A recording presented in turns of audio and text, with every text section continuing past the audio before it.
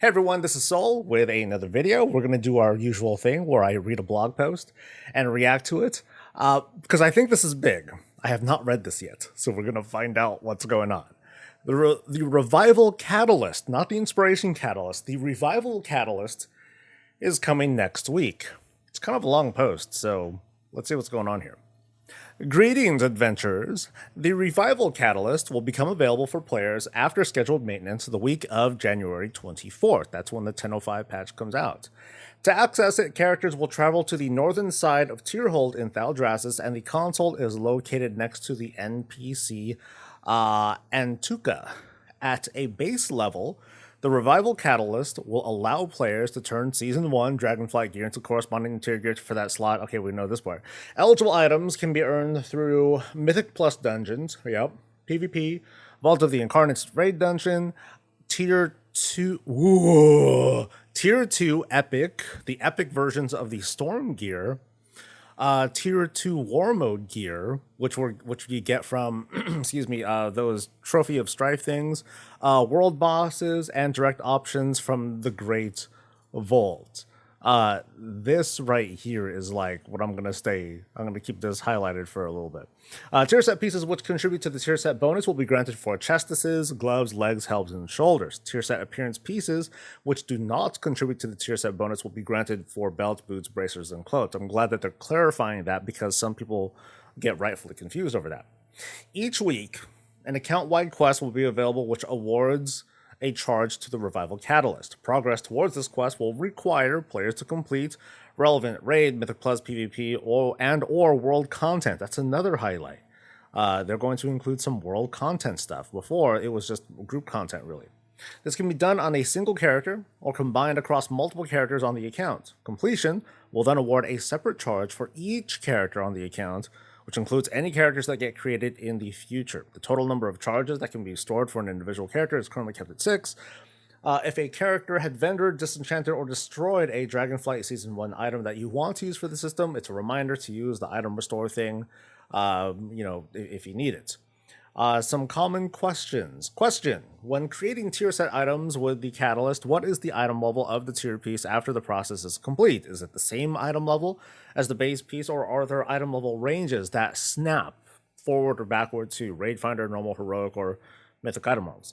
The resulting item will have the same item level of the item that you put into the Catalyst, and it also keeps the upgrade path, tertiaries, and sockets as well.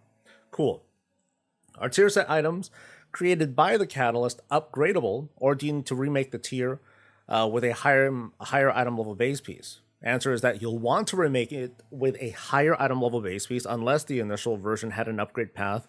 So if it was like a Mythic Plus thing or something from rated PvP, and you earn currency to allow it to be upgraded in that way. So for example, if you convert a non-set 9 out of 12 helm to a Mythic, from Mythic Plus to a 9/12 tier piece, you'll still be able to use Valor to upgrade it once you meet those other additional requirements, getting your Mythic Plus rating now. What secondary stats will be on the items? The tier pieces will all have a specific secondary stats regardless of what item is put into the system. Only the tertiaries and sockets will carry over. So pretty much the same thing as it was in Shadowlands. The items are going to have preset secondaries, and it may interest you to take a look at what the preview is to see if those secondaries interest you, or if you're going to be like, that's kind of whack.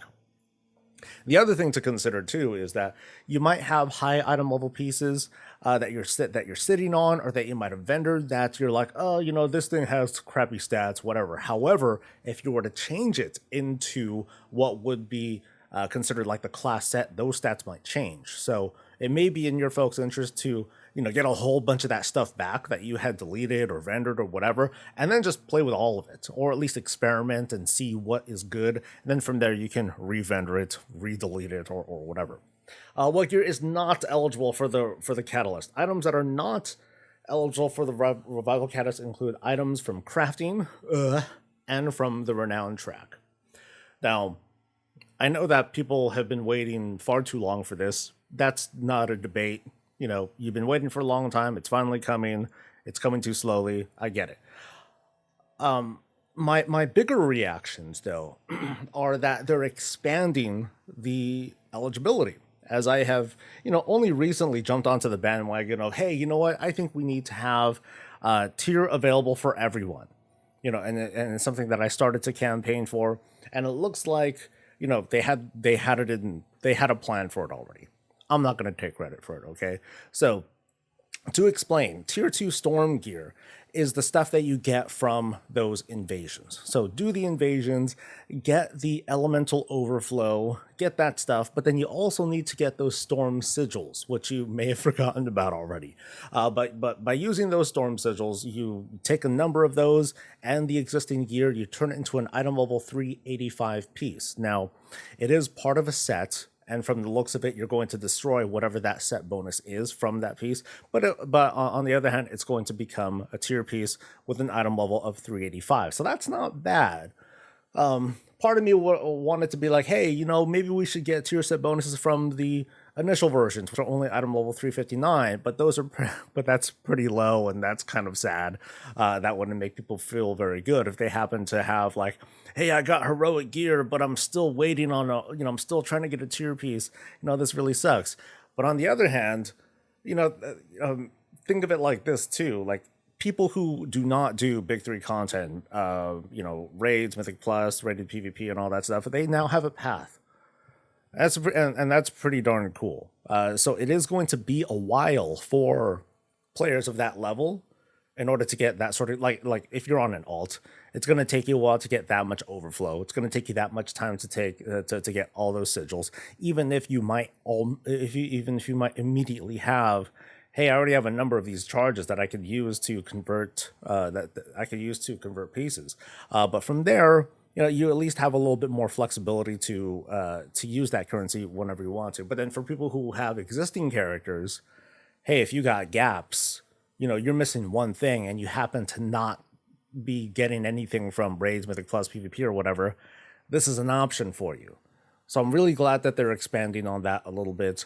Giving a little bit of love. The other cool thing is that this also applies to the tier 2 PvP stuff as well.